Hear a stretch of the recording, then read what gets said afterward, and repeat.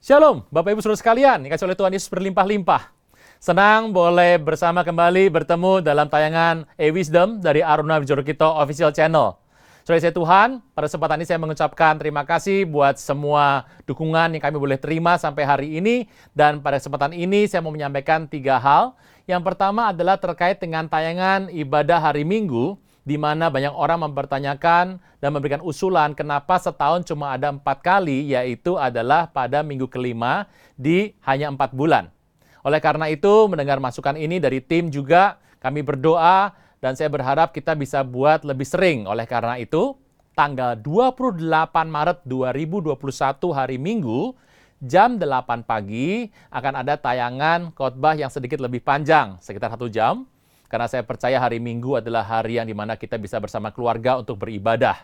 Jadi tanggal 28 Maret 2021 akan ada tayangan khotbah.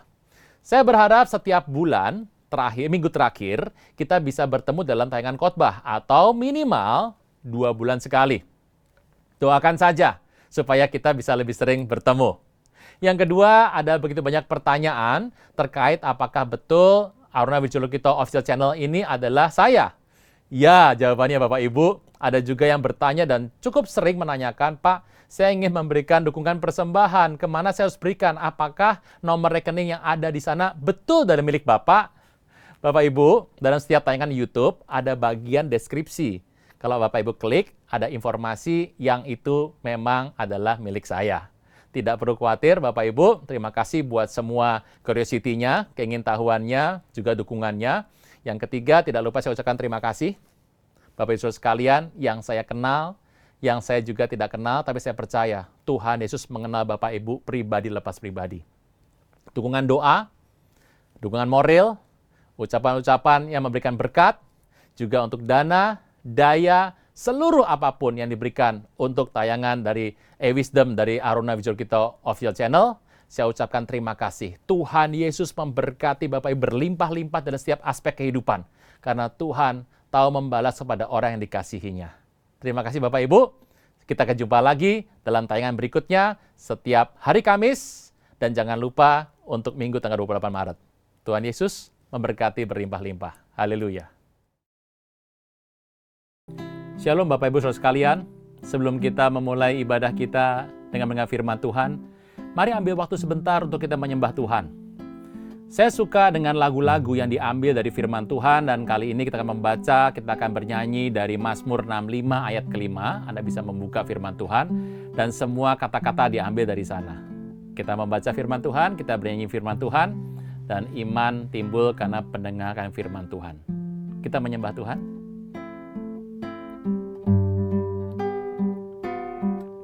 Berbahagialah yang kau pilih dan kau suruh untuk mendekat, untuk diam di pelataranmu. Berbahagialah yang kau pilih dan kau suruh untuk mendekat, untuk diam di pelataranmu. Berbahagialah. Berbahagialah yang kau pilih dan kau suruh untuk mendekat, untuk diam di pelataranmu. Berbahagialah yang kau pilih dan kau suruh untuk mendekat, untuk diam di pelataranmu.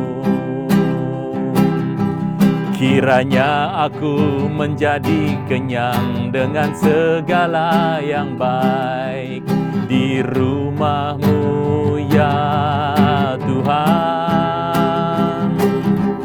Kiranya aku menjadi kenyang dengan segala yang baik di bait-Mu yang kudus.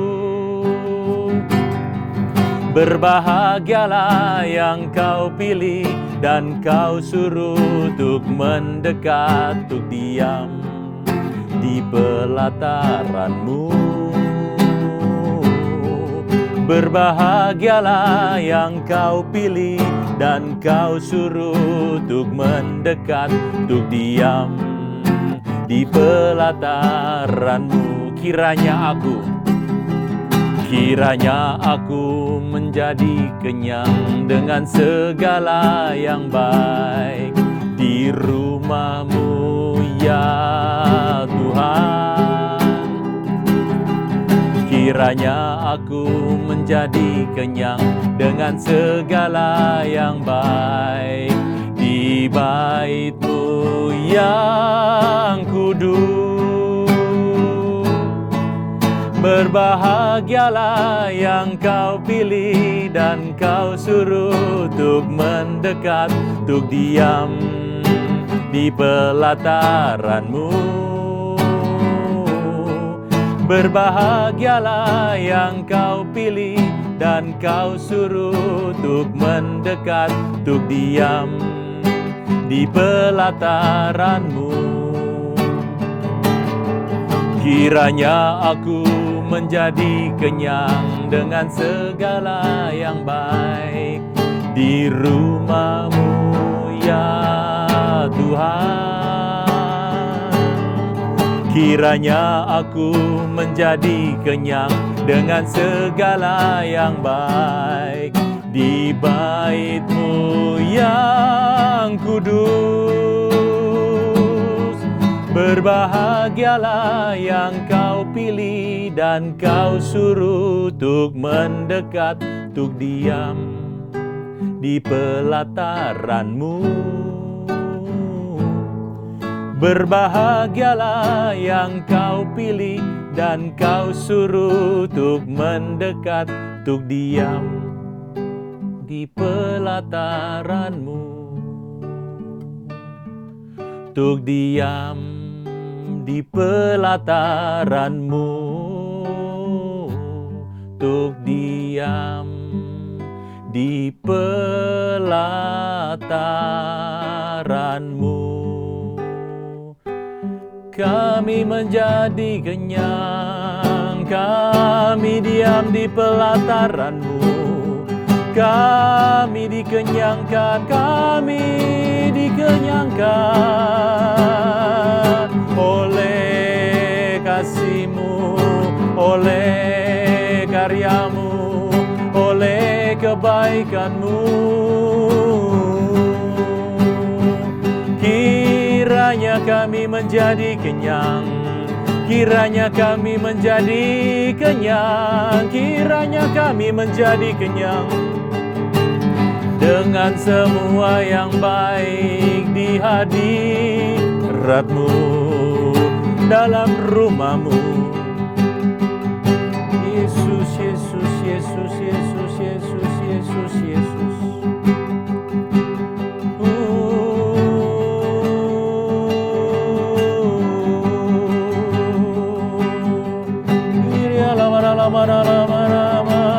Kami menerima semua yang baik.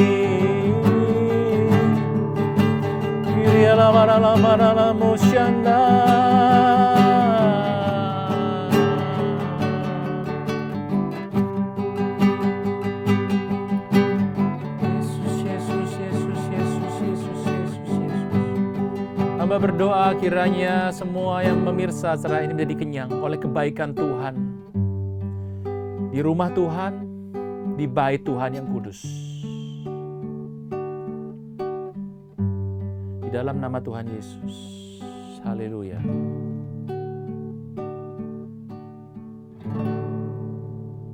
Amin.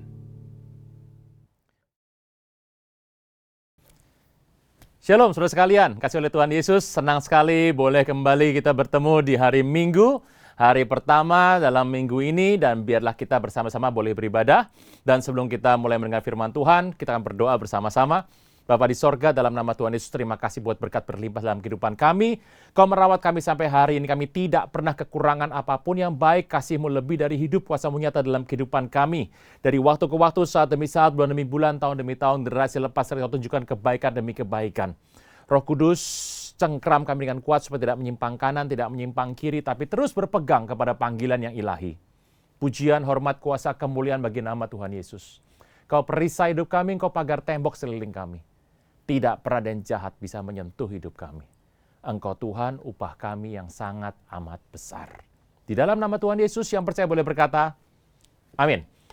Saudara Tuhan, kembali lagi kita bertemu. Anda bisa lihat saya nggak bisa lihat Anda, tapi biarlah bersukacita kita boleh ada menyembah Tuhan, melayani Tuhan, kita bisa beribadah dan masih online. Saya percaya bahwa tidak ada kendala apapun, mau online, mau offline, karena kita beribadah kepada Tuhan setiap saat. Nah, pada kesempatan kali ini, yuk kita membahas firman Tuhan. Dari waktu yang indah bersama dengan keluarga, kita bisa duduk sama-sama, kita bisa memperhatikan, bisa mencatat banyak hal, dan biarlah firman Tuhan boleh menguatkan setiap kita. Saudara Tuhan, hal yang menarik adalah sebuah kisah yang paling banyak diberitakan. Kalau saya ditanya, saya juga bertanya kepada banyak orang, Anda boleh tanya kepada anak-anak sekolah minggu, di sebuah gereja Anda boleh bertanya, Dek, tokoh siapa yang paling sering dibawakan, diceritakan di sekolah minggu? Yang pertama pasti Tuhan Yesus. Kalau manusia siapa? Saya tahu jawabannya pasti Daud. Kenapa? Cerita Daud itu ada dari cerita sekolah minggu dan itu paling dikenal sama anak sekolah minggu. Anda boleh bertanya sama anak sekolah minggu. Dek, kalau Daud rumahnya di mana? Dia pasti bilang begini, di sini. Nah, saudara saya Tuhan, ini menarik sekali. Pada satu peristiwa, Daud tuh belajar banyak dari kehidupan dari para mentornya. Dan dia melihat, memperhatikan banyak hal dalam kehidupan ini, bagaimana terjadi sebuah perubahan dalam diri manusia. Pernah nggak Bapak Ibu Anda kalau ketemu sama orang sudah lama nggak ketemu, tiba-tiba ketemu lagi Anda berasa bahwa orangnya sudah berubah. Berubah dalam arti bukan dia makin baik, makin buruk. Kok sepertinya kehidupan dia tuh seperti ada sebuah semangat, spirit yang buruk, yang evil gitu. Kenapa ya bisa begitu? Saya nggak tahu jawaban detailnya, tapi biarlah firman Tuhan yang menjelaskan. Kita buka firman Tuhan sebentar, kita akan belajar hari ini. Kalau biasa dari firman itu dari depan, terus ke belakang. Kalau sekarang kita belajar mundur Bapak Ibu. Dari belakang ke depan gitu ya. Sebuah kisah menarik. Satu hari, Daud itu tahu bahwa dia itu ada anak buahnya yang memberikan propose. Sebuah perencanaan. Dan Daud menolak secara tegas 2 kali. Pertanyaannya kenapa dia lakukan itu? Yuk kita lihat sebuah kisah menarik. Kita buka firman Tuhan sebentar yang ada di 2 Samuel. 2 Samuel, kita lihat firman Tuhan. Kita akan lihat sebentar ayat ke-21. 2 Samuel 19 ayat 21. Ini peristiwa waktu Daud itu setelah dalam pelarian karena dikejar oleh Absalom, setelah Absalom wafat, dibunuh oleh Yoab dan tentaranya, mereka membawa Daud kembali ke kerajaan. Jadi Daud setelah dalam pelarian, dia kembali setelah musuhnya dikalahkan.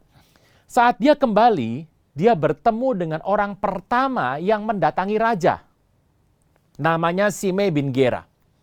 Dan kita tahu ceritanya bahwa waktu Daud keluar dari kerajaan untuk mengungsi, orang ini memaki-maki Daud.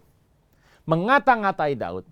Orang ini menghina, bahkan mengutuk Daud. Semua yang buruk yang mungkin bahkan Daud tidak pernah tahu kenapa dilakukan seperti itu.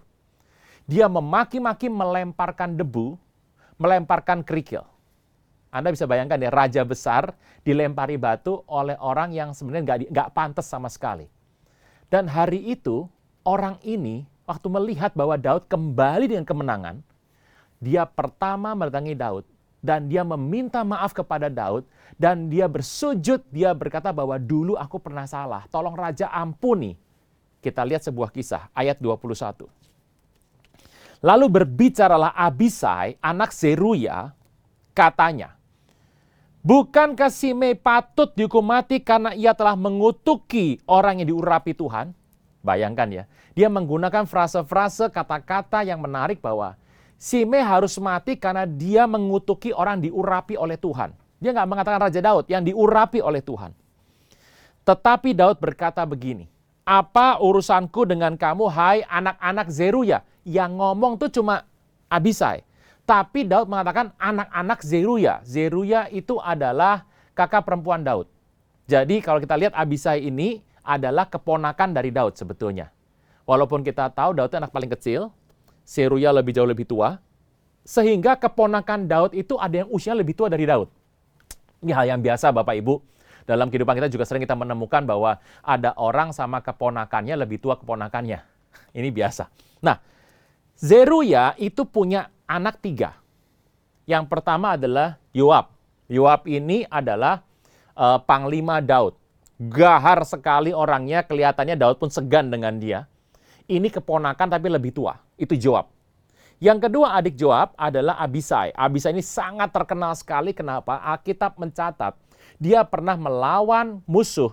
Dia pegang satu pedang, dia bantai 300 orang Bapak Ibu. Ini Anda kalau lihat peristiwa seperti ini, ada kerusuhan di sebuah tempat, cukup 2 orang selesai nih Bapak Ibu.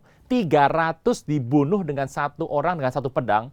Selesai dia bunuh, itu kulit di tangannya melekat sama pedangnya. Kenapa? Saking sudah luka, kulitnya nempel di pedang. 300 orang mati.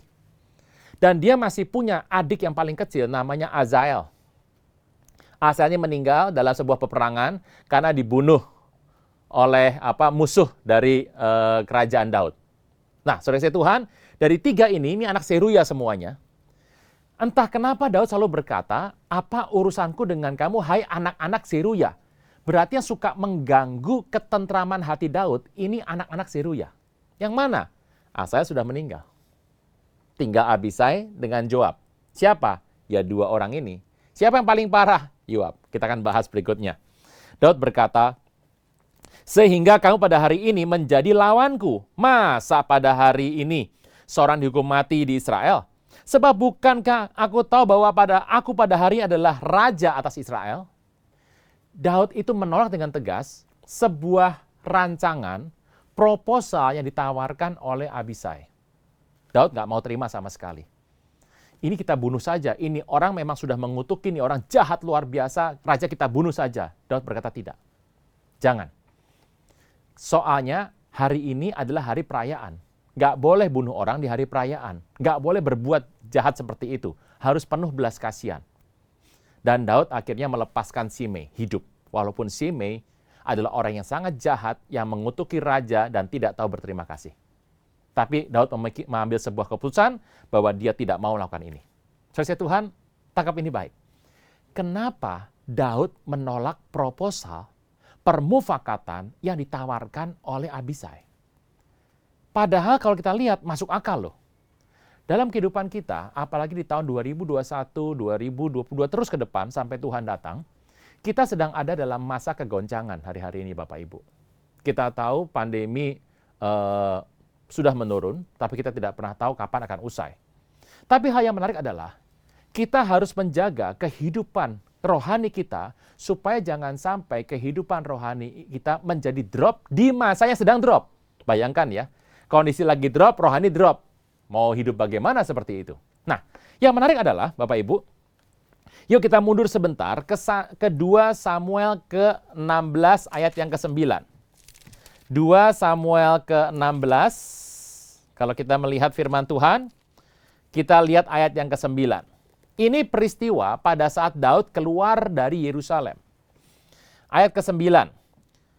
Berkatalah Abisai anak Zeruya kepada raja, yang tadi saya ceritakan, bahwa Simei waktu melihat Daud keluar karena dikudeta oleh Absalom, itu Simei dari keturunan keluarga Benjamin. Satu keluarga dengan Saul. Dan dia mengatakan bahwa Daud itu layak mengalami semua ini, itu gara-gara dosa dia kepada Saul. Jadi dia menimpakan semua kesalahan kepada Daud. Dan apa yang terjadi? Abisai seorang panglima perang melihat bahwa yang namanya Daud dimaki seperti ini. Kita lihat jawabannya. Ayat 9. Berkatalah Abisai anak Zeruya kepada raja, mengapa anjing mati ini mengutuki tuanku raja? Bayangkan, panggilnya anjing mati loh. Artinya apa? Untuk membunuh anjing seperti ini, tidak dibutuhkan sebuah jurus yang banyak. Nah, kita berkata, izinkan aku menyeberang dan penggal kepalanya. Abisai berkata, udah raja, ini orang bikin capek, bikin rusuh, bikin rumit. Biarkan aku lewat nyebrang. Nggak usah pakai 2-3 jurus, setengah jurus, selesai. Daud berkata, apa urusanku dengan kamu, hai anak-anak Zeruya? Dia menyebut lagi anak-anak Zeruya. Ada kekesalan dalam diri Daud mengenai peristiwa anak-anak Zeruya, Joab dan Abisai. Kelihatan sekali Daud sudah kesal dengan Yoab untuk sebuah perkara. Teruskan. Biarlah ia mengutuk, sebab apabila Tuhan berfirman kepadanya, kutuki Daud. Siapa yang akan berkatanya, mengapa engkau berbuat demikian? Pula kata Daud kepada Abisai kepada semua pegawainya, sedangkan anak kandungku yang ingin mencabut nyawaku, terlebih lagi sekarang orang Benjamin ini. Biarkan dia dan biar ia mengutuk, sebab Tuhan yang telah berfirman kepadanya demikian. Mungkin Tuhan akan memperhatikan kesengsaraanku ini dan Tuhan membalas yang baik kepadaku sebagai ganti kutuk orang ini pada hari ini. Saudara Tuhan, Anda bisa lihat bagaimana keputusan Daud dalam menghadapi aniaya fitnah. Saya nggak tahu, mungkin Bapak Ibu mengalami fitnah hari ini. Apa sih fitnah? Sesuatu yang Anda tidak buat dituduhkan kepadamu. Padahal engkau punya kuasa untuk menghentikannya. Saya ulang. Sesuatu yang engkau tidak buat dituduhkan kepadamu berlebihan, padahal engkau punya kuasa untuk menghentikannya.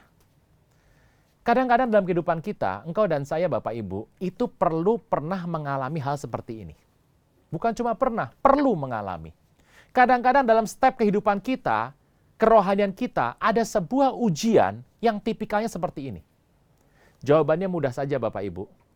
Alkitab sudah membeberkan bagaimana cara Daud mengambil keputusan sehingga dia dikenal sebagai orang yang berkenan di mata Tuhan. Saudara Tuhan, yang luar biasa adalah Daud berkata, biarkan dia mengutuk. Mungkin Tuhan yang mengizinkan ini. Biarlah Tuhan mendengar kutuk ini. Kelak Tuhan akan berkati aku sebagai ganti kesengsaraan karena kutuk ini.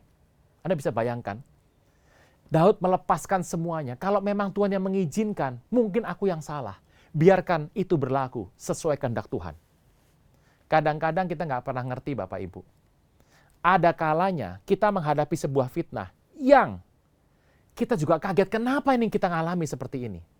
Tapi kalau kita mau lakukan firman Tuhan, kembalikan sama Tuhan karena Tuhan yang mengatur segala hal mengenai berkat dan kutuk mengenai segala peristiwa. Daud memilih tidak ikut campur terhadap proposal yang diajukan oleh Abisai. Abisai 2 kali berkata, Raja, bunuh saja. Anjing mati. Ini nggak perlu 1-2 jurus, setengah jurus juga pasti mati. Yang kedua, waktu Simei meminta ampun sama Daud, karena Simei tahu, dia orang pertama yang datang menyongsong Daud karena dia tahu, dia pasti mati. Abisai menawarkan proposal kedua, ayo kita bunuh saja orang ini. Kenapa? Dia sudah mengutuki orang diurapi Tuhan. Kenapa Abisai mengubah dari raja menjadi orang diurapi Tuhan? Kitab menyebutkan, karena Abisai sudah melihat, Daud keluar dari Yerusalem sebagai raja. Tetapi Daud bertahan dalam segala penderitaan dan kembali jadi raja lagi dalam tampuk pemerintahannya. Hanya orang yang diurapi yang bisa mengalami ini. Sudah tahu ciri orang diurapi Tuhan? Kalau Anda hari ini kehilangan sesuatu, akan dipulangkan dalam hidupmu. Pengurapan yang terjadi waktu orang diurapi, yang pertama terjadi menurut kisah ini adalah Tuhan mengembalikan apa yang pernah hilang dalam kehidupannya. Itu yang pertama. Pak, kalau gitu nanti semua usaha saya yang pernah bangkrut dipulangkan. Manusia selalu berpikir dipulangkan itu adalah harta properti materinya. Saya tidak bilang tidak, tetapi izinkan biarlah Tuhan berkarya karena dialah Tuhan. Saudara Tuhan, apa yang terjadi? Abisai bisa melihat ini raja sudah keluar, tidak ada harapan untuk dia bisa memerintah lagi di Yerusalem. Absalom kekuatannya begitu luar biasa, bahkan Daud harus mengungsi karena Absalom menggerakkan hati rakyat.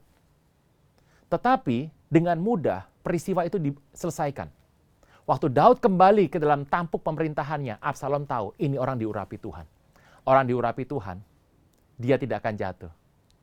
Karena Tuhan menopang. Kalau dia jatuh, nggak akan tergeletak. Karena tangan Tuhan menopang kehidupannya. Orang yang mencintai Tuhan, orang yang benar di hadapan Tuhan. Dan saya percaya, biarlah pengurapan Tuhan kuat dalam orang-orang seperti ini. Engkau dan saya. Saudara Tuhan, menarik sekali. Teruskan. Waktu Abisai menawarkan sebuah proposal untuk sebuah pembunuhan, Daud menolak mentah-mentah. Dia menggunakan banyak sekali cara untuk menolak. Dia mengatakan bahwa biarlah Tuhan yang memutuskan. Yang kedua, waktu dia sudah diraja kembali, dia bisa bunuh Simei, dia tolak. Kenapa? Kenapa Daud menolak proposal seperti ini? Karena Daud sudah belajar dari pengalaman hidupnya. Orang yang bijak belajar dari sebuah pengalaman. Bukan cuma pengalaman pribadinya, tapi pengalaman orang-orang di sekitarnya. Orang bijak banyak memperhatikan. Kita lihat banyak orang hari-hari ini, kadang-kadang mulut sama tangannya jauh lebih cepat dari pikirannya. Apa itu, Pak? Medsos. Gitu ya. Cepat sekali tangannya gerak. Kalau dulu kan pakai mulut geraknya. Ada orang bilang mulutmu harimaumu, itu kata orang zaman dulu. Teknologi sudah berubah. Sekarang jempolmu adalah harimaumu. Waduh. Pak, kalau saya ngetiknya nggak pakai jempol, pakai telunjuk. Ya, 2 jari-jarimu lah, itu saja. Nah, saudara Tuhan, ini yang menarik. Kenapa Daud menolak? Karena dia bijak. Dia pernah melihat sebuah pengalaman. Pengalaman apa? Orang yang membuat sebuah permufakatan yang jahat. Orang yang terlibat dalam sebuah permufakatan yang tidak Tuhan restui. Orang yang melakukan sebuah persekutuan yang bukan dari Tuhan akan menghancurkan kehidupannya. Saya ulang ya Bapak Ibu ya. Orang yang masuk dalam permufakatan yang jahat, dalam perikatan salah, dalam sebuah persatuan, persekutuan yang Tuhan tidak setuju, hidupnya akan berantakan. Dari mana Daud belajar? Kita akan mundur. Kita lihat firman Tuhan. Sebuah kisah yang sangat terkenal sekali, 2 Samuel 11. Peristiwa Batsheba. Daud dengan Batsheba. Pada peristiwa itu, jauh sebelum peristiwa terjadinya Simei, dan peristiwa di mana kemudian Absalom memberontak, ada sebuah peristiwa sebelum itu yang sangat terkenal sekali, yang diingat terus. Yaitu peristiwa dalam 2 Samuel 11, peristiwa Daud dan Batsheba. Kita tahu ceritanya hari itu bahwa Batsheba mengandung dan Daud memiliki sebuah pertimbangan taktik untuk mengaburkan ini semua. Dengan cara mengundang kembali Uria pulang, kembali ke Yerusalem, kembali ke kerajaan dalam masa peperangan bersama dengan Yoab. Setelah dia pulang, Daud memberikan dia hadiah dan suruh dia pulang ke rumahnya. Tetapi integritas dari seorang Uria luar biasa. Dia tetap tinggal tidur di teras kerajaan, tidak pulang ke rumahnya dan bertemu dengan istrinya. Tapi yang terjadi, Daud mulai kesal dan membuat sebuah permufakatan bersama dengan Yoab. Apa yang dia buat? Daud kemudian menulis surat kepada Yoab. Anda bisa lihat ayat 14, 2 Samuel 11 ayat 14. Paginya, Daud tulis surat kepada Yoab dan kirimkan dengan perantaran Uria. Ditulis dalam surat demikian. Tempatkan Uria di barisan front line dalam pertempuran yang paling hebat. Battle yang paling fierce. Kemudian kamu mengundurkan diri daripada Uria supaya ia terbunuh mati. Yoab membaca surat yang dikirimkan kepadanya melalui Uria. Dia tidak banyak bertanya. Dia seorang jenderal yang sudah makan asam garam. Dia bersama dengan Daud sudah begitu lama. Di puncak gunung, di jurang, di lembah, dia bersama dengan Daud. Dan ingat baik, Yoab itu masih punya hubungan darah sama Daud. Dia bisa mengerti Daud karena dia senior. Dia ada di lapangan. Ini orang setia sama Daud, tapi memang kelakuannya agak kasar dan gahar. Ini orang membunuh semena-mena hatinya. Kenapa? Karena dia jenderal perang. Mungkin karena dia juga tidak makan bangku sekolah. Pak, bangku sekolah dimakan, Pak. Itu ungkapan saja. Saya Tuhan, udah lama nggak sekolah ya, Bapak Ibu ya. Ya, anak-anak kita sudah kebanyakan di online, kadang-kadang pengen bayar bangku sekolah. Setelah sekolah pengen di rumah. Kadang-kadang manusia itu bingung ya. Ada yang pengen sekolah, ada yang pengen libur, lama libur pengen sekolah. Ya, kadang-kadang manusia sulit diterka. Kembali lagi. Apa yang terjadi? Yoab tahu persis, ini ada peristiwa apa ini? Kok Uria tiba-tiba bisa begini? Bapak Ibu, siapa yang tidak pernah tahu sih bahwa Uria itu punya seorang istri yang sangat cantik? Satu Israel pasti tahu. Kenapa? Karena ingat, ini keluarga kerajaan, ini keluarga pejabat. Batsheba itu punya seorang ayah, namanya adalah Eliam, itu adalah pegawai atau tentara dari Yoab. Dia satu dari pahlawan Daud. Seluruh pasukan Daud di bawah Panglima Yoab. Dan orang ini adalah merupakan salah satu pasukan yang ada di bawah dari Yoab. Dan ingat baik-baik, Eliam punya seorang ayah yang bernama Ahitofel. Ini adalah orang penasihat Daud yang luar biasa. Ini adalah pejabat kerajaan. Siapa nggak pernah tahu sih bahwa Batsheba itu adalah perempuan cantik? Tiba-tiba Yoab membaca surat ini. Ini Uria suruh mati. Lah terus istrinya bagaimana? Yoab nggak pernah banyak urusan, dia cuma taat kepada Daud. Dia menerima proposal permufakatan yang ditawarkan oleh Daud. Dia ambil itu, dia lakukan tepat seperti apa yang Daud mau. Singkat cerita, Uria wafat. Setelah Uria wafat, tidak lama, Daud memperistri Batsheba. Tidak lama, dalam perhitungan manusia, tiba-tiba Batsheba melahirkan. Yoab tahu tidak bahwa ini adalah Daud? Jawabannya tahu.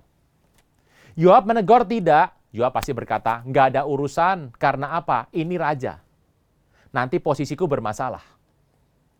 Yoab bermufakat dengan Daud untuk masalah pembunuhan Uria. Kita lihat apa yang terjadi. Permufakatan jahat memasuki sebuah persatuan yang Tuhan tidak kehendaki bisa menimbulkan kehancuran dalam kehidupan.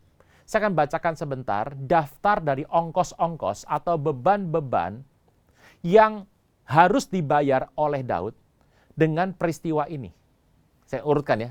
Kalau kita pengen ngerti berapa sih yang mati gara-gara peristiwa ini, berapa sih yang hancur dan musnah gara-gara peristiwa ini, permufakatan yang buruk akan menimbulkan sebuah evil spirit. Makanya hati-hati Bapak Ibu. Orang bilang gini, tapi kan saya ini beda, Pak, saya anak Tuhan. Bapak Ibu, bukankah yang namanya Daud juga orang kesayangan Tuhan? Yuk kita lihat sebentar. Saya buatkan daftarnya supaya kita bisa melihat apa yang terjadi pada saat terjadi permufakatan yang jahat. Tidak berapa lama setelah peristiwa itu terjadi, setelah Daud menyesal, kemudian Daud berperang. Waktu dia berperang melawan Bani Amon, dia menang. Mungkin kau pernah salah Bapak Ibu. Saya juga pernah salah. Tetapi setelah salah, Tuhan mengampuni. Setelah diampuni, Daud mendapat kemenangan terhadap Bani Amon. Dan luar biasa, kemenangan yang gilang, gemilang, luar biasa. Siapa yang menang dalam peperangan itu? Yoab. Jadi Yoab itu sudah membantu Daud luar biasa, bahkan memberikan sebuah kehormatannya kepada Daud. Raja Bani Amon ditaklukkan oleh Daud. Sebetulnya adalah atas karya Yoab. Tidak lama setelah 2 Samuel 12 berakhir, sepertinya semua berjalan dengan baik. Sepertinya semua tidak ada masalah. Tiba-tiba terjadi peristiwa. Entah bagaimana, anak Daud yang namanya Amnon naksir sama adik tirinya, adik kandung dari Absalom. Namanya Tamar. Yang pertama, Tamar diperkosa oleh Amnon. Lihat ongkosnya. Ini yang terjadi kekacauan. Tapi kalau Anda mundur ke belakang, anak Daud yang pertama dari Batsheba meninggal. Itu adalah ongkos pertama yang terlihat untuk pertobatan Daud. Itu ongkos pertamanya, anak itu meninggal.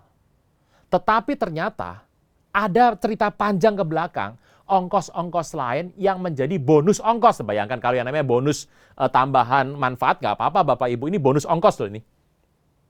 Ongkosnya ditambahi.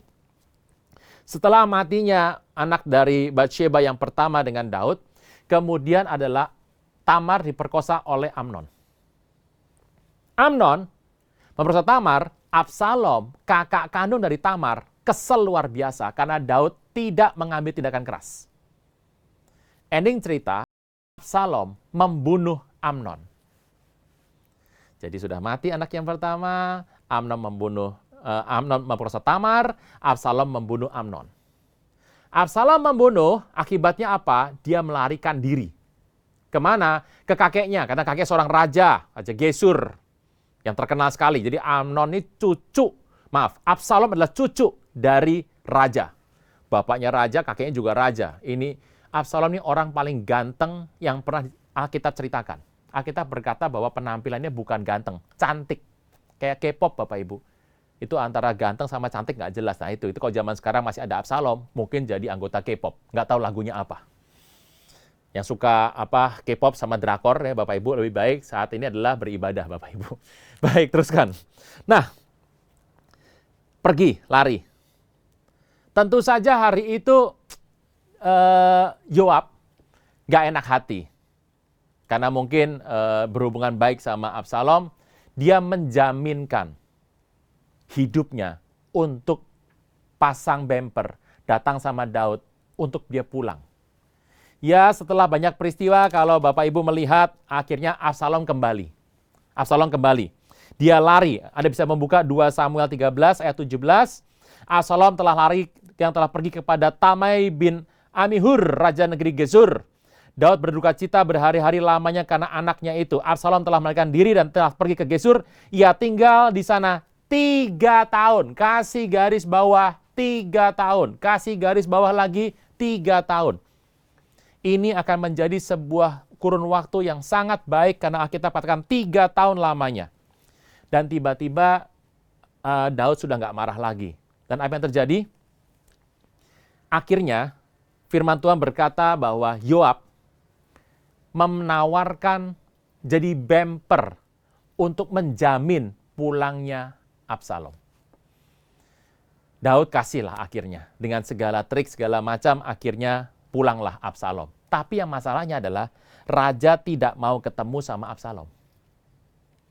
Absalom merasa bahwa raja ini sudah izinkan aku pulang, tapi kok akhirnya dia nggak mau ketemu sama aku. Anda bisa membaca dalam 2 Samuel 14. Ayat 24. Berkatalah raja, ia harus pergi ke rumahnya sendiri, jangan ia datang ke hadapanku. Pergilah Absalom ke rumahnya sendiri dan tidak datang ke hadapan raja. Jadi kalau Anda melihat di sana, luar biasa sekali. Luar biasa sekali. Kalau kita melihat kisah ini, luar biasa sekali. Absalom akhirnya dalam sebuah tempat terpencil. Dan dia tidak boleh ketemu raja. Absalom kesel sekali. Dia berkata, buat apa aku pulang, tapi aku tidak boleh ketemu raja. Dia minta lagi kepada Yoab untuk menjaminkan lagi dia di hadapan raja. Yoab tidak mau. Kenapa? Karena dia melihat bahwa Absalom ini sepertinya punya sebuah agenda. Yoab nggak mau pergi. Absalom kesal. Apa yang dia buat? Ladang Yoab yang ada di sebelah ladang dia. Ini bukti bahwa Yoab sama Absalom punya hubungan baik. Kenapa? Kelihatannya selama ini Absalom itu punya satu perikatan kuat dengan Yoab. Nah, kenapa Yoab menjaminkan dirinya? Karena usaha ladangnya saja bersebelahan. Absalom berkata, bakar ladang Yoab yang sedang mau dituai. Ongkos berikutnya, 1 ladang kebakaran. Saya mau tanya, berapa harganya? Yoab datang dan bertanya, kenapa dibakar? Absalom berkata, aku sudah panggil kamu gak mau datang. Sekarang, jaminkan aku sama raja. Aku mau ketemu sama papaku. Singkat cerita, akhirnya Daud terima Absalom. Jadi Yoab sudah menjaminkan dirinya 2 kali. Apa yang terjadi? Absalom memberontak kepada Daud. Yoab kesal luar biasa. Dan Daud berkata pada pasukannya kepada Yoab, jangan bunuh Absalom. Tangkap hidup-hidup karena dia adalah anakku. Yoab sudah kesal sama Absalom, dijamin 2 kali, lah kok malah dia mengkudeta raja. Mau taruh di mana mukanya? Absalom kesal waktu dia melihat yang namanya, Yoab kesal melihat Absalom, dan waktu Absalom tersangkut yang namanya kepalanya di dahan, Yoab datang dan membunuh, mencincang Absalom. Alkitab berkata, pada peperangan itu, di hutan itu, orang yang mati karena kejadian kecelakaan di hutan sama yang mati karena perang, lebih banyak yang mati karena di hutan. Entah masuk jebakan, entah kejatuhan pohon, entah kejadian apapun di hutan, masuk jurang, atau apapun, kita nggak pernah tahu. Anda bisa bayangkan ongkosnya dari peristiwa Daud sama Batsheba. Anak yang pertama mati sebelum bertobatan itu. Setelah itu adalah Amnon memperkosa Tamar. Amnonnya dibunuh sama Absalom. Absalom membakar yang namanya ladang Yoab yang sedang mau panen. Kemudian Yoab mencincang Absalom. Daud kesal sekali, padahal waktu itu dia minta supaya Absalom jangan dibunuh, dia dibunuh. Hari itu Daud berduka cita. Dan pangkat Yoab dicopot oleh Daud. Dia tidak jadi panglima lagi. Ongkos berikutnya. Yoab kesal sekali, siapa yang diangkat oleh Daud menjadi penggantinya? itu adalah Amasa bin Yeter. Amasa bin Yeter adalah seorang panglima dari kerajaan Saul. Diangkat. Anda bisa membaca kisahnya. Dia kesal sekali, akhirnya dia bunuh Amasa. Kalau Anda melihat kisah ini, waktu Daud keluar, Simei mengutuki Daud, ongkosnya sedemikian banyak, ongkosnya sedemikian luar biasa. Anda bisa bayangkan berapa orang mati karena peristiwa ini, dan akhirnya di akhir hidupnya Yoab memutuskan untuk memihak Adonia, bukan memihak kepada Salomo. Daud belajar bahwa sebuah permufakatan yang jahat bisa menghasilkan sebuah kehancuran. Evil spirit mulai matang dalam 3 tahun. Hati-hati Bapak Ibu. Ada yang bilang, wah 3 tahun mah lama. Iya, siapa yang tahu? Peristiwa ini Daud sadar. Dia menolak sebuah proposal yang diajukan oleh Abisai. Karena dia pernah membuat sebuah perikatan bersama Yoab dan dia tahu hasilnya kehancuran demi kehancuran demi kehancuran. Saudara Tuhan, kisah ini karena Daud belajar. Dari siapa? Mentornya. Kita tahu bahwa kitab Hakim-Hakim, kitab Samuel ditulis oleh Samuel. Daud berkali-kali mengutip apa yang diucapkan oleh Samuel dalam kitab Mazmur. Kalau Anda tahu bahwa Daud itu adalah seorang yang memperhatikan dan hormat kepada Samuel. Dan Samuel pernah menulis sebuah kisah yang tentu saja Daud pasti baca. Karena ini sejarah dari kerajaan bangsa Israel sampai masuk dalam kerajaan konfederasi dan zaman kerajaan. Dan hari itu dikatakan bahwa Samuel pernah menulis seorang bernama Abimelech. Kita buka firman Tuhan sebentar. Hakim-Hakim yang ke-9. Kisah ini adalah kisah yang ditulis oleh Samuel dan kelihatannya pasti Daud juga membaca ini. Kisah yang sama, bagaimana Daud boleh memutuskan bahwa dia sudah belajar banyak. Sebuah permufakatan dengan Yoab menghancurkan satu kerajaan, membunuh begitu banyak orang, dan mengorbankan rakyat jumlahnya adalah puluhan ribu. Belum lagi ditambah ongkos kehancuran ekonomi yang ditanggung oleh kerajaan Daud hari itu karena satu peristiwa permufakatan jahat. Peristiwa dengan Abisai ditolak oleh Daud. Karena jauh sebelum peristiwa Daud pernah ada peristiwa yang sama. Dan kisah itu menarik sekali. Yuk kita lihat Hakim-Hakim 9. Ini sebuah kisah tentang seorang hakim, anak dari seorang hakim ternama bernama Gideon atau Yerubbaal. Gideon adalah seorang hakim yang Tuhan angkat. Seorang orang yang minder, seorang yang sangat merasa dirinya kecil. Dia orang yang penakut, tapi Tuhan angkat dia jadi orang luar biasa. Dan yang luar biasa kalau Anda membaca dalam kitab Hakim-Hakim 8 dikatakan adalah, mari kita lihat firman Tuhan sebentar. Ayat 29. Hakim-Hakim 8 ayat 29. Yerubbaal bin Yoas atau Gideon pergi dan diam di rumahnya sendiri. Gideon punya 70 anak laki-laki, semua anak kandung. Saya nggak bisa tahu istrinya berapa. Anak laki saja 70, belum yang perempuan itu. Dikatakan di sana, sebab ia beristri banyak. Kok bisa? Iya, karena dia seorang pahlawan. Dialah yang membebaskan bangsa Israel dari orang Midian. Semua orang tua ingin supaya anak perempuannya menikah sama Gideon bin Yoas atau Yerubbaal nama lainnya. Dia punya 70 anak laki-laki dan semua anak kandungnya. Tetapi ia juga punya seorang gundik yang tinggal di Shikem dan melahirkan seorang anak laki-laki baginya. Ia beri nama Abimelech kepada anak itu. Aneh sekali. Dia punya 70 anak laki-laki, belum perempuan, tapi dia punya seorang gundik di Shikem. Gundik ini sangat disayang. Buktinya apa? Anak dari gundik ini dikasih nama Abimelech. Abi, my father, atau bapakku. Melek itu raja. Jadi dikasih nama anak ini adalah bapakku itu raja.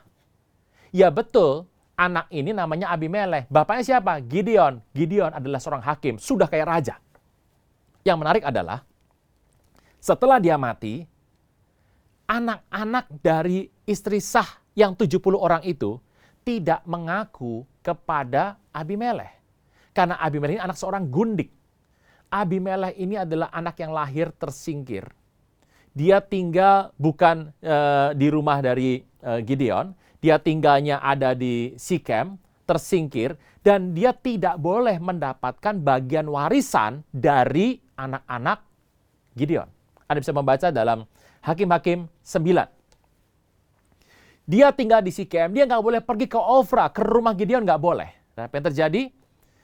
Anak ini menderita, dia nggak dianggap, dia adalah, orang bilang dia adalah anak haram, dia juga legalitas dari masalah keturunannya, dan dia ditolak oleh saudara-saudaranya. Abimelek tidak pernah diajar mungkin untuk takut akan Tuhan. Saudara Tuhan, saya sering bicara kepada rekan-rekan. Orang kalau dia salah, dia bisa bertobat. Kalau dia memang miskin, kasih dia pekerjaan supaya bisa bekerja. Kalau dia kurang pintar, kasih sekolah. Nanti supaya pengetahuannya bertambah. Kalau memang tipikalnya adalah kurang cantik Pak, kurang ganteng, ya zaman sekarang ada banyak sekali teknologi untuk bikin orang tambah ganteng. Yang paling gampang adalah diedit kameranya, fotonya. Saudara Tuhan, ada banyak cara sebenarnya untuk melepaskan diri dari banyak masalah di muka bumi ini. Ya, toh? Ya kalau Anda kurang dana, ya Anda kerja. Kalau Anda merasa kurang pintar, ya Anda belajar lebih banyak begitu. Ada banyak usaha bisa dilakukan, tapi ada satu masalah yang kadang-kadang bisa melekat dalam diri seseorang, yang diubah seperti apapun, tapi kalau ini nggak diubah bakal repot, namanya minder. Bapak Ibu Saudara sekalian, saya sering bilang sama teman-teman bahwa kalau cari suami buat anak perempuan ya, apalagi para gadis yang hari nonton, mau cari pasangan hidup, saran saya satu.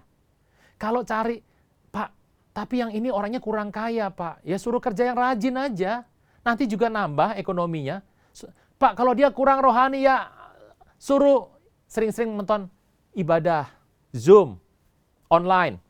Belajar firman Tuhan, ambil sekolah tinggi teologi, buka belajar Alkitab lebih banyak lagi, nyembah Tuhan, berdoa. Pak, orangnya kurang pintar, ya sekolahkan saja, gitu ya. Pak, orangnya kerempeng, suruh nge-gym. Kasih protein yang banyak, telur 3 sehari gitu kan ya. Pak, orangnya sakit-sakitan, ya diobati. Tapi kalau sudah minder, nah ini masalah. Nggak kelihatan, tapi membunuh. It kills. Minder. Repot. Menikah sama orang minder tuh repot. Apa pria minder? Repot sekali. Kenapa? Dia bergumul sama dirinya sendiri. Dan kalau dia punya istri yang sukses, yang kerja sukses, dan dia kurang sukses, dia cari-cari masalah. Pagi-pagi sih mau pergi, pingin kopi. Pas minum kopi, kurang manis. Kasih gula. Kemanisan. Nggak ada yang pernah benar. Kenapa? Karena dia nggak berdamai sama dirinya sendiri. Saya harus berkata Bapak Ibu, setiap orang punya sisi minder. Ya kalau nggak ada minder sama sekali, orang yang benar-benar ya itu nggak tahu diri namanya. Orang pasti punya. Tapi yang pasti, kita diajar oleh Tuhan untuk memahami status kita. Makanya kenapa waktu kita bertobat, kita disebut sebagai anak-anak Allah. Allah yang maha tinggi. Raja semesta langit. Kadang-kadang orang minder menutupi dirinya untuk supaya nggak ketahuan mindernya dengan melakukan tindakan-tindakan yang berlebihan. Orang zaman sekarang berkata lebay, berlebihan. Akibatnya tindakannya menjadi aneh. Kenapa sih begini? Untuk menutupi mindernya. Sekarang sudah punya uang, dulu nggak punya uang. Kalau dia masih minder, dia akan beli semua barang untuk menutupi bahwa dia adalah orang yang tidak mampu. Ini aku mampu nih, aku beli barang. Ketidakmampuan di masa lalu, keminderannya ditutupi dengan barang. Atau mungkin dia menjadi royal, mentraktir habis-habisan sampai uang dia akan hutang untuk traktir banyak orang untuk membuktikan bahwa dia mampu. Keminderan adalah sebuah keluarga kembar, saudara kembar, twins, dengan yang namanya kesombongan. Hati-hati dengan ini. Abimelek mengalami sindrom ini. Dia minder sekali. Kadang-kadang ada orang minder karena penampilannya kurang cakep. Bukan cakep, cakep. Cakep. Beda, cakep sama cakep tuh beda. Saya agak unik dengan termin-termin Indonesia. Cakep sama cakep, beda ya. Perlu sedikit dipoles. Tapi kalau sudah dipoles semua, tetap minder. Ada yang aneh bukan masalah tampilan luarnya, tampilan jiwanya. Abimelekh, dia sudah punya kekuatan luar biasa. Tetapi dia punya satu sakit hati yang dipendam. Dia minder, karena dia bukan anak yang bisa ditampilkan depan banyak orang. Dia tinggal di Sikem. Anda tahu daerah itu, kota Sikem adalah kota yang isinya mungkin adalah orang-orang yang warga kelas 2 dari Ofra, tempat kediaman dari Gideon. Apa yang terjadi di sana? Dia pergi pada ayat yang kedua. Hakim-Hakim 9. Tolong katakan kepada seluruh warga kota Sikem, mana lebih baik bagimu? 70 orang memerintah kamu, semua orang anak Yerubbaal, atau 1 orang? Itu dia sendiri maksudnya. Ingat, aku darah dagingmu. Apa yang terjadi? Saudara-saudara ibunya mengatakan hal ihwal kepadanya sewarga kota Sikem. Maka condonglah hati orang-orang itu untuk mengikuti Abimelekh, sebab kata mereka, memang ya saudara kita, berhubungan darah nih. Sesudah itu mereka memberikan kepadanya 70 uang perak dari kuil Baal Berit. Abimelekh memberikan perak sebagai upah kepada petualang-petualang dan orang-orang nekat supaya mengikuti dia. Ini orang upahan. Tuhan kalau menggerakkan orang, mau membantu kita karena kita diurapi Tuhan, yang pertama bukan karena sebuah dana. Tapi yang namanya Abimelekh menggerakkan dengan 70 uang perak. Untuk membunuh apa? 70 orang. Teruskan. Ia pergi ke rumah ayahnya di Ofra, ia bunuh saudara-saudaranya anak Yerubbaal, 70 orang di atas satu batu. Tetapi Yotam anak bungsu Yerubbaal tinggal hidup karena ia menyembunyikan diri. Dia ambil batu besar, dia sembelih 70 saudara-saudara tirinya. Kelihatannya dia miss. Karena terlalu banyak yang dibunuh, akibatnya adalah ada satu yang dibunuh, kelihatannya bukan keturunan dari Gideon atau Yerubbaal. Anak Yotam, satu dari anak Gideon, bernama Yotam, anak paling kecilnya, berhasil lari. Dan apa yang terjadi? Seluruh kota berkumpul dan menobatkan Abimelekh menjadi raja di dekat pohon Tarbantin di Tugu Peringatan yang di Sikem. Dan Yotam setelah mendengar kisah ini, dia pergi ke Gunung Gerizim. Kalau Anda tahu Gunung Gerizim, itu adalah gunung yang didirikan tempat untuk, ada 2 gunung untuk mengutuk dan memberkati. Gunung Gerizim, kalau Anda pernah tahu Bapak Ibu, di mana Tuhan Yesus pernah bertemu dengan perempuan Samaria. Dan dia berkata, orang Samaria tuh kalau berdoa di sini, di gunung ini. Tapi engkau berkata, kalau berdoa nyembah harus di Yerusalem. Nah, gunung yang mereka sebutkan ini, itu daerah Gerizim.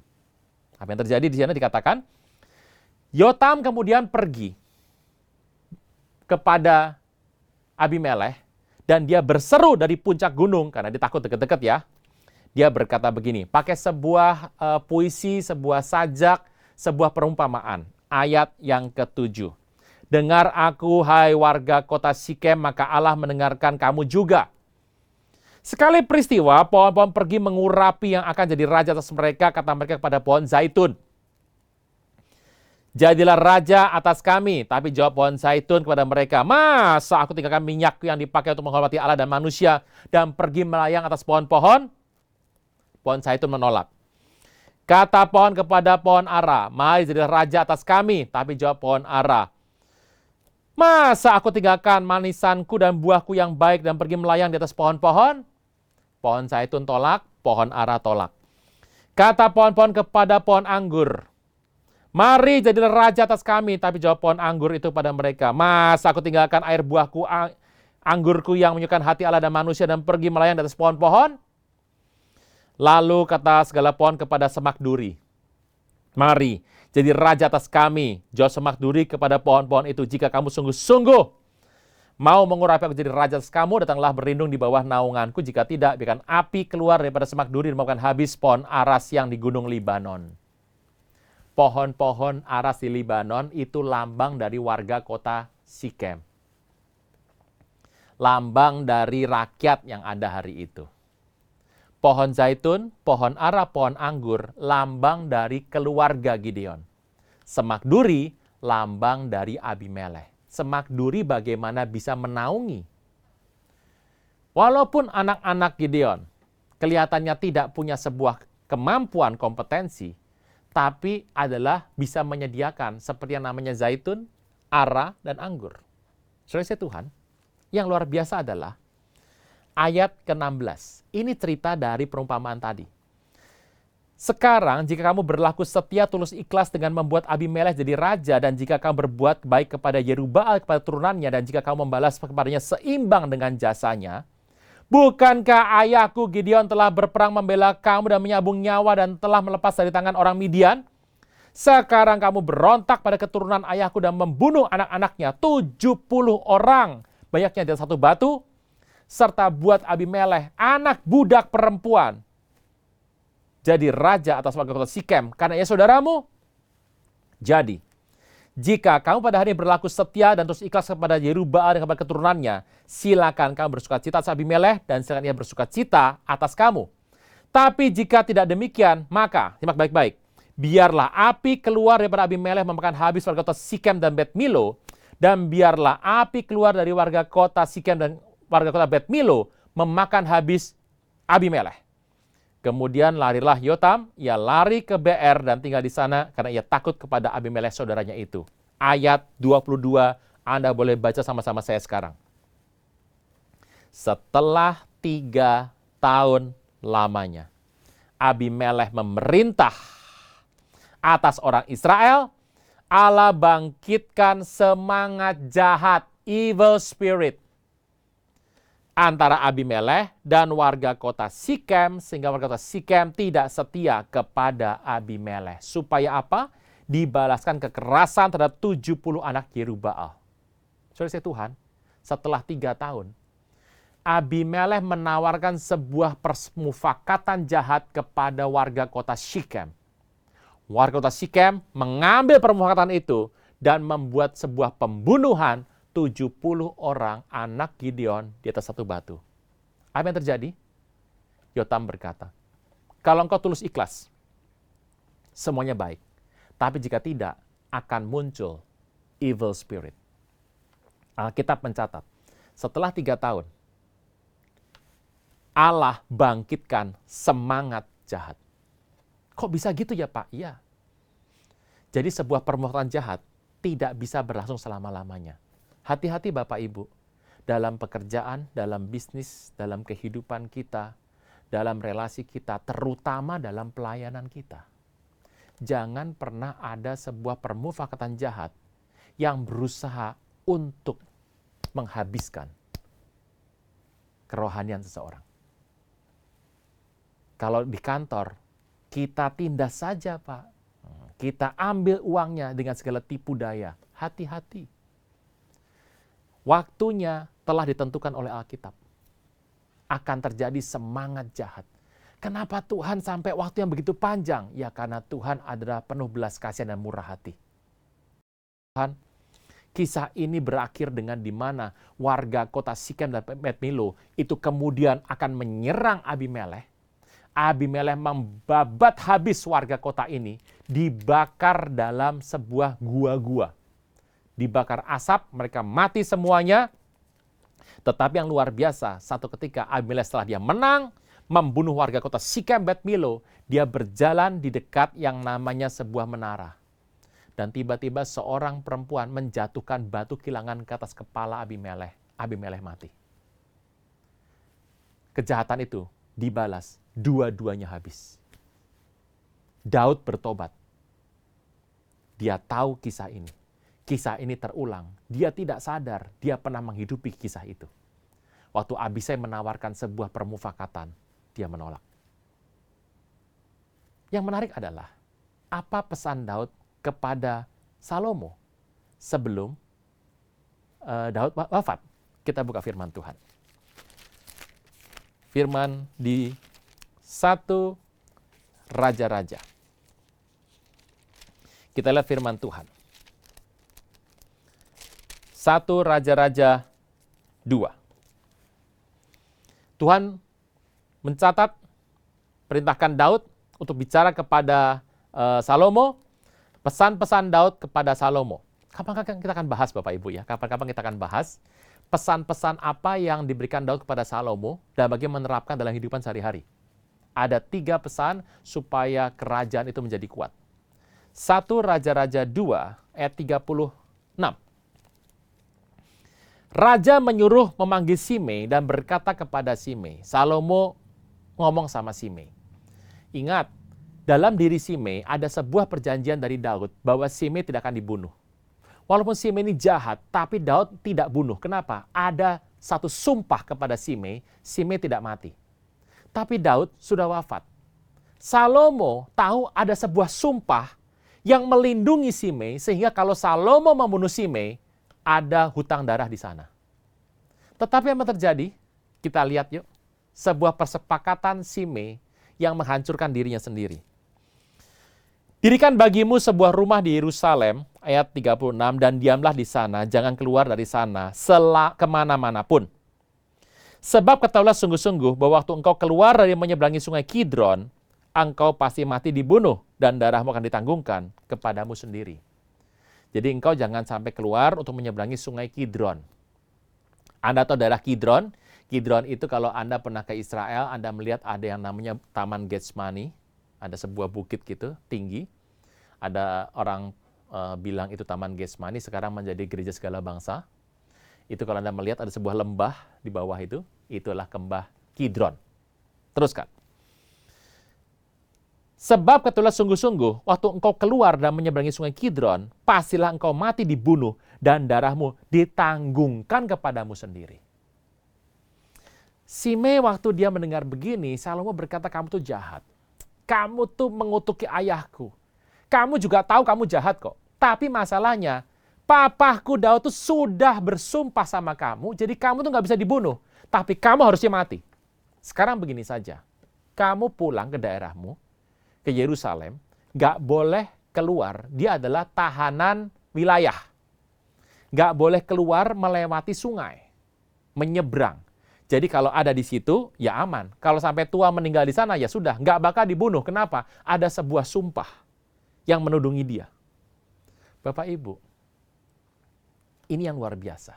Waktu engkau dan saya ada dalam tudung darah Kristus, tidak ada kutuk manapun yang bisa menembus. Kisah ini diteruskan dengan mengatakan Simei kepada raja, baik demikian, seperti tuanku raja katakan, demikian akan dilakukan hambamu ini, dan Simei diam di Yerusalem beberapa waktu lamanya. Dia tahu dia cuma diberikan tahanan wilayah, tahanan kecamatan lah kira-kira, dia nggak keluar. Dia di sana, karena dia tahu dia pasti aman, terlindung. Ayat 39, Anda boleh baca sama-sama. Sesudah lewat 3 tahun. Sesudah lewat 3 tahun. Salomo tahu kisah ini, luar biasa sekali. Terjadilah bahwa 2 hamba Simei lari kepada Akis bin Maaka Raja Gad dan diberitahu kepada Simei. Ketahuilah 2 orang hambamu ada di Gad, kabur tuh. Berkemaslah Simei, dipelanailah keledainya, pergi ke Gad kepada Akis untuk cari hambanya. Simei pulang dan membawa mereka dari Gad, dan Salomo mendapat pesan dari WA. Atau dari medsos. Salomo panggil Simei. Bayangkan ya, dia gara-gara 2 hambanya lari ke Gad, dia lupa janjinya, dia kejar sendiri. Dia kejar, dia ambil balik pulang. Saudara saya Tuhan, hamba hari itu adalah sebuah kepemilikan, properti. Gara-gara asetnya pindah ke Gad, Filistin, Gad itu daerah Filistin, pindah ke sana, dia ambil balik. Dia lupa, dia menyeberangi sumpahnya. Saya Tuhan, setelah berapa lama? 3 tahun. Anda bisa bayangkan. Kalau kita melihat kisah ini, kita belajar banyak bahwa permufakatan jahat tidak berlangsung selama-lamanya. Itu sebabnya kenapa kita terima Yesus Bapak Ibu seumur hidup 1 kali. Tapi bertobat setiap hari. Kita harus mengkoreksi diri supaya Tuhan jauhkan aku dari melakukan hal-hal seperti ini. Karena 3 tahun Alkitab mencatat adalah masa yang maksimum untuk sebuah kejadian. Gara-gara 2 hambanya pergi, asetnya pergi, propertinya pergi, dia kejar uang sampai lupa yang namanya garis sungai Kidron. Berapa banyak hari ini orang-orang percaya mengejar yang namanya aset, mengejar yang namanya keuntungan, mengejar yang namanya uang. Hamba, uang tuh hamba. 2 hamba keluar, pergi ke Filistin. Mungkin uangmu hari ini pindah ke Filistin. Mungkin danamu itu ada di daerah Gad Filistin. Gara-gara mengejar uang yang ada di Filistin, bicara mengenai kefasikan. Kadang-kadang orang tuh, saya tuh nggak habis mikir Bapak Ibu. Mengejar uang sogokan. Itu uang ada di Filistin. Itu uang ada di konsep duniawi. Dikejar sampai lupa yang namanya etika sungai Kidron. Dia melewati batas etika kekristenan. Sungai Kidron yang dilampaui, dia lupa. Dia mendatangkan kutuk dalam hidupnya sendiri. Ada berapa banyak orang Kristen seperti ini dalam kehidupannya? Masa pandemi, salah satu manfaatnya adalah kita mulai belajar mengkoreksi diri. Apakah selama ini yang kita buat sudah betul dalam jalan Tuhan atau tidak? Jangan-jangan waktu aset itu pergi, dikejar, siang malam dikejar demi yang namanya aset, properti, dana, itu masuk ke dalam kehidupanku, padahal itu sudah pergi. Dipisahkan, dijauhkan. Simei akhirnya mati. Dia lupa, dia mengejar aset sampai lupa kehidupannya sendiri. Firman Tuhan berkata dalam kitab Amos. Saya bacakan ya. Amos 3. Ayat ketiga. Berjalankah 2 orang bersama-sama jika mereka belum berjanji? Ini adalah sebuah hikmat yang diberikan oleh Salomo. Berjalankah 2 orang bersama-sama jika belum berjanji? Apa artinya? Permufakatan itu mengikat 2 belah pihak. Kita lihat Yesaya 30 ayat yang pertama. Sama dengan Amos 3 ayat 3 tadi, kita lihat satu firman Tuhan dari Yesaya 30 ayat yang pertama. Saya bacakan, celakalah anak-anak pemberontak, demikianlah firman Tuhan. Pemberontak itu apa sih? Yang melaksanakan suatu rancangan yang bukan daripadaku. Jadi melaksanakan rancangan yang bukan dari Tuhan, itulah definisi anak pemberontak loh. Teruskan. Yang memasuki persekutuan yang bukan karena dorongan rohku, sehingga dosa mereka bertambah-tambah. Jadi di situ Tuhan mau katakan bahwa hati-hati dengan permufakatan. Satu perikatan yang jahat. Daud belajar banyak dari kisah-kisah ini. Dan ini sebuah kisah yang dipaparkan dalam kehidupan kita. Bagaimana Alkitab mencatat setelah 3 tahun semua permufakatan itu menjadi sebuah bencana besar. Hati-hati dalam usaha Anda hari-hari ini untuk menerima tawaran-tawaran seperti ini. Tawaran-tawaran yang akan menjatuhkan orang lain, tawaran yang akan menyiksa orang lain atau membunuh kerohanian orang lain. Hati-hati, karena apa? Jangan-jangan itu jahat di mata Tuhan. Dan kita belajar hari ini bagaimana Daud menolak tawaran Abisai karena dia tahu urusan permufakatan dia dengan Joab menghancurkan kehidupan. Tawaran yang kedua dia berkata, apa urusanku dengan kamu, hai anak-anak Seruya? Berarti Daud sudah punya urusan dengan anak Seruya yang lain sebelumnya. Nah, saudara Tuhan, kalau orang bertanya, Pak, bicara mengenai Abimelekh, tadi bicara mengenai evil spirit 3 tahun. Simei, setelah 3 tahun, akhirnya dia wafat. Yang namanya Absalom, dia terbuang 3 tahun. Setelah dia pulang, dia berubah jadi pribadi yang berbeda. Saudara Tuhan, yang menarik adalah Simei berbeda, Abimelekh dan orang Sikem menjadi berbeda setelah 3 tahun. Kita lihat Absalom menjadi berbeda setelah dia kembali ke Yerusalem dari kediaman kakeknya, Gesur. 3 tahun dia menjadi pribadi yang berbeda. Sebuah permufakatan jahat akan mengubah karakter hidup kita menjadi lebih buruk. Saudara Tuhan, orang sering bertanya, Pak, jadi warga kota Sikem itu warga kota apa sih? Sejarah pernah mencatat kisah ini. Masih ingat waktu Yakub itu bertemu dengan Esau, tapi seperti Yakub segan untuk tinggal dekat dengan Esau. Karena seumur hidupnya cuma satu yang dia takuti, yaitu kakaknya sendiri, kakak kembarnya. Jadi dia membawa keluarganya untuk pergi dan tinggal sementara di kota sebuah tempat di mana di sana ada yang namanya kepala suku yang namanya Hemor. Hemor ini punya anak namanya Sikem.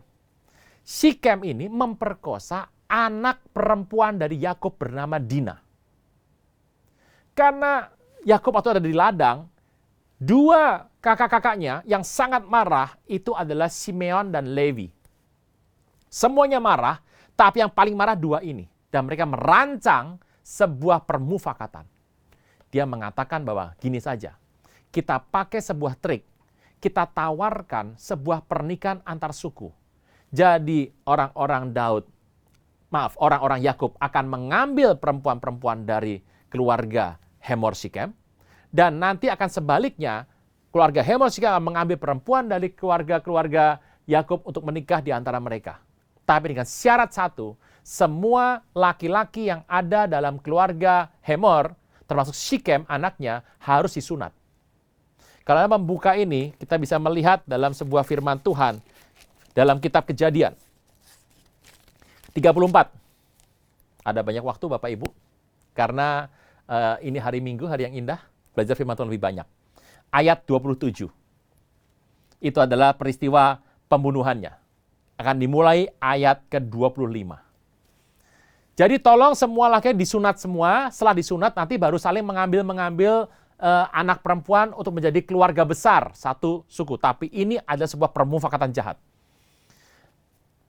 Kejadian 34 ayat 25. Pada hari ketiga, setelah 3 tahun, setelah 3 hari, tiba-tiba waktu mereka sedang menderita kesakitan, karena zaman itu kan yang namanya orang itu disunat tidak pakai bius. Datanglah 2 orang anak Yakub, yaitu Simeon dan Levi, kakak-kakak Dina, dan membantai seluruh kota itu. Semua laki mati. 2 orang, 1 kota dibunuh semuanya. Anda bisa bayangkan, Yakub sampai gemetar. Dia berkata, kita ini adalah suku kecil, keluarga yang kecil. Kalau ini kedengeran sama orang suku-suku lain yang besar, kita akan habis ditelan semuanya. Peristiwa ini adalah sebuah permufakatan yang sangat jahat. Yuk kita lihat apa yang dikatakan kelak menjadi kutuk bagi kehidupan dari 2 kakak Dina ini. Kejadian 49, ayat 5. Yakub ingat loh ini. Simeon dan Levi bersaudara. Senjata mereka ialah alat kekerasan. Janganlah kiranya jiwaku turut dalam permufakatan mereka. Jangan kiranya rohku bersatu dengan perkumpulan mereka. Sebab dalam kemarahannya mereka telah membunuh orang. Dalam keangkaraannya mereka telah memotong urat keting lembu. Saudara Tuhan, ini sebuah permufakatan yang dihindari oleh Yakub. Sikem itu artinya adalah shoulder, bahu, tempat di mana kita memikul, kekuatan diberikan. Tetapi kita tahu semuanya hancur. Kenapa? Ada permufakatan jahat di sana. Anda sedang berbisnis, Anda sedang berusaha, saran saya satu, jangan mulai dengan hal seperti ini. Anda sedang membangun sebuah relasi, saran saya, jangan ikut yang seperti ini. Kalau Anda sedang membangun sebuah persekutuan, saran saya, mulai dengan hati yang tulus kepada Tuhan. Dan saya berdoa, biarlah berkat Tuhan berlimpah, boleh terjadi dalam kehidupan Anda dan saya. Kita belajar hari ini soal peristiwa evil spirit, bahwa semua keburukan, permufakatan yang buruk, bisa mengubah karakter manusia dan menghancurkan banyak sendi dalam kehidupan kita. Tapi biarlah saat ini, anugerah Tuhan yang besar boleh memberkati engkau dan saya senantiasa. Kita berdoa. Bapa di sorga, dalam nama Tuhan Yesus berkati berlimpah-limpah umat-Mu. Biarlah anugerah yang besar boleh menguasai semua sektor kehidupan dari umat-Mu, sehingga semuanya ditujukan hanya untuk kemuliaan nama Tuhan. Berikan kelegaan bagi yang sedang sesak hari ini. Berikan sebuah kesembuhan bagi yang mengalami kelemahan tubuh hari ini. Sebuah solusi bagi yang tidak menemukan jalan terang hari ini. Dan biarlah semangat kami terus menyala bagi Tuhan. Sejahtera, sukacita, dan kuasa boleh kami alami. Biarlah kebenaran Kristus selalu kami pegang dan menjadi bagian hidup kami selama-lamanya. Biarlah berkat yang melimpah dari Bapa, Anak, Roh Kudus dalam nama Tuhan Yesus. Boleh menyertai kehidupanmu, keluar masukmu, periuk bakul adonanmu, buah kandungan kesehatanmu, dan semua yang kau buat dengan tanganmu, Tuhan sertai jadi berhasil. Kemanapun kau pergi melangkah, Tuhan sertai engkau berlimpah-limpah, mulai pada saat ini sampai Maranatha, bahkan sampai selama-lamanya. Di dalam nama Tuhan Yesus, yang percaya diberkati sama-sama boleh berkata, amin. Saudara-saudaraku, dosa dan kesalahan yang tak diampuni pasti akan membawa Anda kepada kebinasan kekal. Hanya ada satu pribadi yang mampu dan sanggup untuk menghapus dosa kesalahan manusia, yaitu adalah Tuhan Yesus. Terima Dia sebagai Tuhan dan Raja sekarang. Selalu ada waktu dari sisi Tuhan, tetapi tidak selalu ada waktu bagi Anda. Ikuti doa saya dengan yakin, percaya, dan sungguh hati. Tuhan Yesus, ampuni semua kesalahan dan dosa saya. Saat ini dengan sadar dan rela, saya menerima Engkau sebagai Tuhan, Raja, dan Juru Selamat pribadi saya. Terima kasih karena Tuhan sudah catat nama saya di kitab kehidupan. Amin.